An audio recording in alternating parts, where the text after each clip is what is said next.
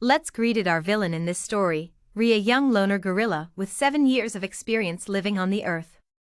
His dad died early and mom was unable to protect him from her lover's ruthless behavior. At a very young age, half dead, he was saved by humans and sent to his new house, where his so-called foster human mother, Nena, spoiled him with tons of delicious fruits and sometimes insects. Even though Ree was never favored one. He thinks those bugs were giggling like a jelly with too much acid, didn't tasty at all, yuck. And even a villain like Ree comes with a story. A beginning and an ending, the unfavorable beginning. Unwanted here and there, eventually Ree found his place. A loner of his own with only Nena accompanying once in a while. He likes the big room for his own. No scratch, no barbaric male gorilla, no flirty horny female gorilla, and no competition to show who's stronger. It just the days with peace and wonders. He was the villain. In this life, many days he claimed as the most selfish gorilla living this earth. Long enough to make it clear that one and only he needed was himself. If there was no one for him, then he would gladly be his own master and friend. Was he the villain or the protagonist? Where was the judgment laid upon? I hate your arrogancy. I even more hate my stupidity. I guess that I deserved it, to be slaughtered. A piece of me wasn't important, my emotion was nothing because intelligence never belongs to me. I didn't want to lose or fight to win. All I want was to found myself and live with peace after. Not to be remembered, not to be written in history, not to be part of the glory. I am not firework, we were not part of this system. An outcast of their big story, so? Was it important? Being big and glorious, why?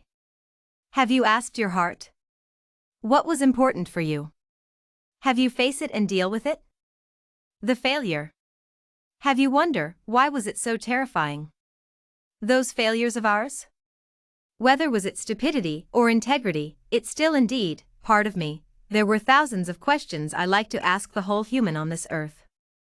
For your prestige, you killed living beings and labeled them with artificial brand and reputation. Bag, wallet, shoes, and all you claimed as lux, was it that important? You robbed their home, claimed the land, and share nothing. You ate their flesh, offspring, and murdered their clan. Wasn't it enough to hunt them and filled your stomachs? Are you sure you need more? Blame me for my mistake. Indeed, you need more. That was why you called yourself a human being. At least, could you stop being so hypocritical? Stop acting like the protagonist when you are the villain. Admit that you killed those crocodiles for bags and your so-called dignity. The dignity that I guess you never had. Money all you have, then what? You were all alone, but not and never be. From the very beginning until the edge of your story, one body remains. Stayed with you with all cost. Then one soul cheered at you with all it has. Your body and your soul fighting as yourself and your friend.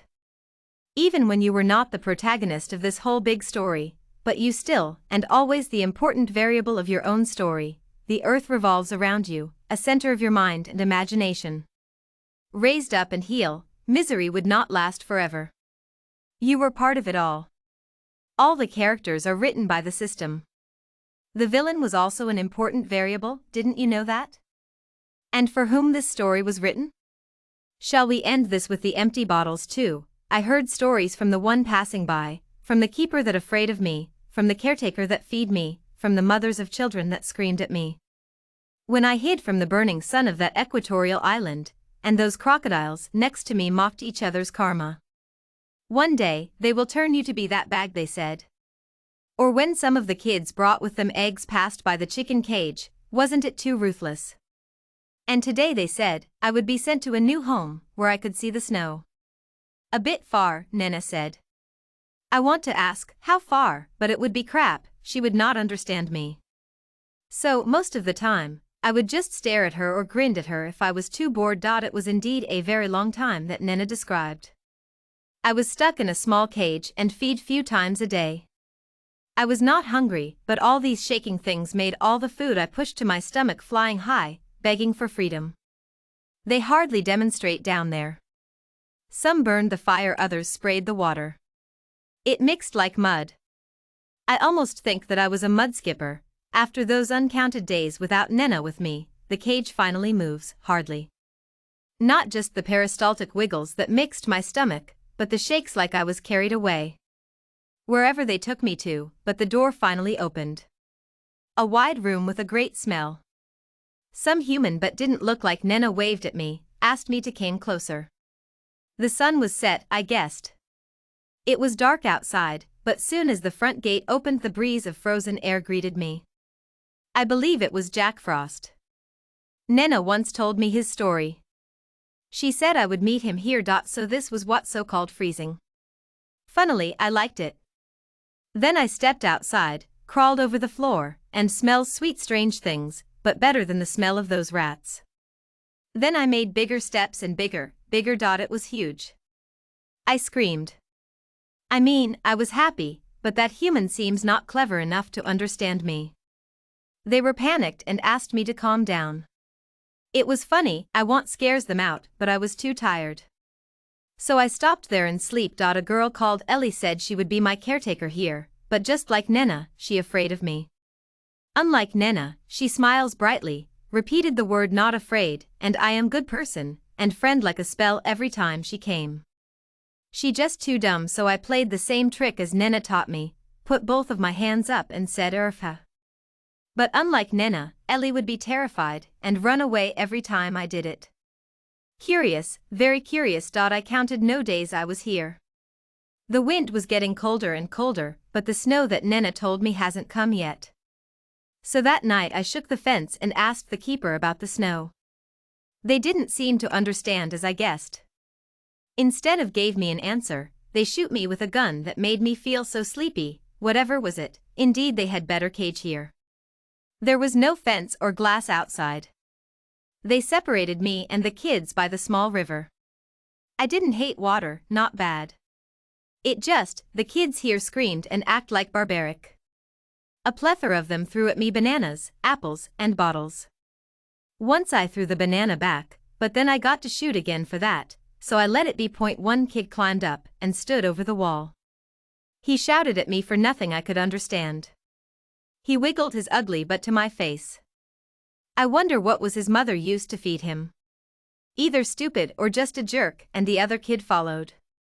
I was unable to control my laughter. They were too silly to be human, and I was too busy to laugh. Before then, one kid slipped down and fell off to the pond. The crowd of grasp was irritating the wind and the screams after evaporating to the air of catastrophic eerie. I was panicked as the kid didn't move. So I ran over to check him. I lifted his body and took him somewhere dry and clear like Nena did when she saved me. I shook his body, then he started to cry. I smiled proudly and a bang squeaked my ear. A hard rock hit my head. I wonder what was it, but all coming after was the dark, and that was the ending of our villain. A mischievous loner that never able to show what's on his mind. Dead out of the fear of humans that saved him. Like the other day when the rain comes, relayed there, motionless under the sparkles of November snow. He didn't wait for the snow to finish or let his eyes wander around to find a shelter. He just opened his eye and stared at the bright sky when only darkness he could see.